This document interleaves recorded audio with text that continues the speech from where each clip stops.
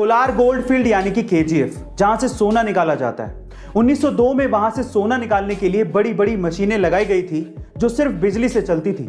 लेकिन प्रॉब्लम यह थी कि 1902 में इंडिया में कहीं भी बिजली का उत्पादन होता ही नहीं था। तब पहली बार इंडिया में हाइड्रो पावर प्लांट लगाया गया था जिसका नाम था कावेरी इलेक्ट्रिक पावर प्लांट। यह बात इसलिए भी बड़ी थी कि तब 1902 में सिर्फ जापान के टोक्यो में ही बिजली पैदा हुआ करती थी। गाइस, केजीएफ को सप्लाई करने के लिए जो पावर प्लांट लगाया गया था उससे बिजली इतनी ज्यादा पैदा हुई कि आसपास के शहरों में भी बिजली सप्लाई की गई। तब बेंगलोर इंडिया का पहला ऐसा सिटी बना जहां पर बिजली पहुंची थी। अभी तक पेट्रोल और डीजल के व्हीकल्स ही सबसे ज्यादा चलते आ रहे हैं, लेकिन धीरे धीरे इलेक्ट्रिक व्हीकल्स का क्रेज बढ़ते जा रहा है और ऐसा कहा जा रहा है कि आने वाले समय में इलेक्ट्रिक व्हीकल्स पेट्रोल और डीजल से चलने वाले व्हीकल्स को पूरी तरह से रिप्लेस कर देंगे। लेकिन फिर उनका क्या, जिनको पेट्रोल की स्मेल बहुत अच्छी लगती है। जी हाँ गाइस, ऐसे बहुत से गाड़ियों के ओनर और ड्राइवर्स हैं जिन्हें पेट्रोल की स्मेल बहुत अच्छी लगती है।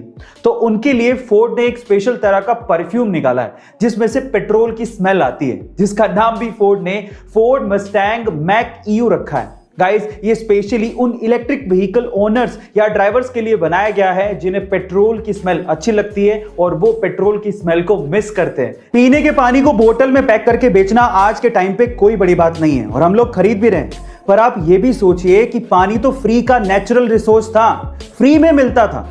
अब इस फ्री की चीज को भी जिसने बेचने की सोची वो बंदा बहुत दिमाग वाला होगा ना। पर सवाल ये उठता है कि वो बंदा था कौन। चलिए मैं आपको बताता हूं। 1965 में इटली के रहने वाले फेलिस बिस्लेरी को सबसे पहले आइडिया आया था और तब उन्होंने बिस्लेरी को शुरू किया था।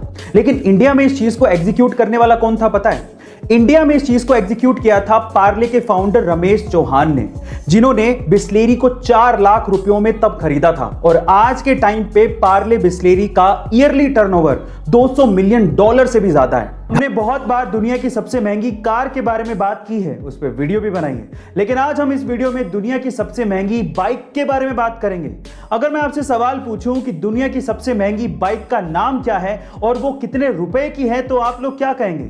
चलिए मैं आपको बताता हूं। दुनिया की सबसे महंगी बाइक का नाम है Neyman Marcus limited edition fighter, जिसकी कीमत $11 मिलियन है, यानी कि लगभग 80 करोड़ रुपए की बाइक है। Oh my God. 21वीं सदी का इंसान तरक्की तो बहुत कर रहा है, लेकिन उसकी मोरल वैल्यूज घटते जा रही हैं। मान लीजिए कि अगर ऐसे ही किसी का सामान कहीं पे छूट जाए या फिर किसी दुकान पर दुकानदार का ध्यान थोड़ा सा भी भटक जाए ना, तो लोगों का ईमान डोल जाता है और बहुत से केसेस में तो चोरियां भी हो जाती हैं। लेकिन मिजोरम में ऐसा नहीं है। मिजोरम में आपको बहुत सी ऐसी दुकानें मिल जाएंगी जहां पर दुकानदार होते ही नहीं है।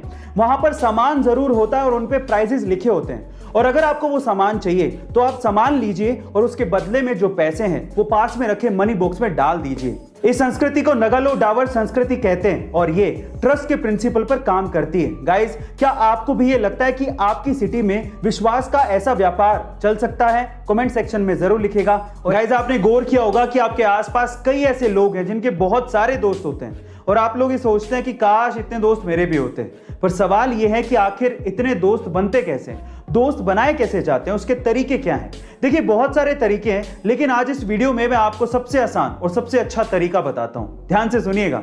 देखिए, एक स्टडी के अनुसार ये कहा गया है कि अगर आप किसी से बातचीत कर रहे हैं और उस बातचीत में आप सिर्फ 20% ही बोलें लेकिन 80% उसकी बातों को सुने, तो वो बंदा शायद आपका दोस्त जल्दी बन जाएगा।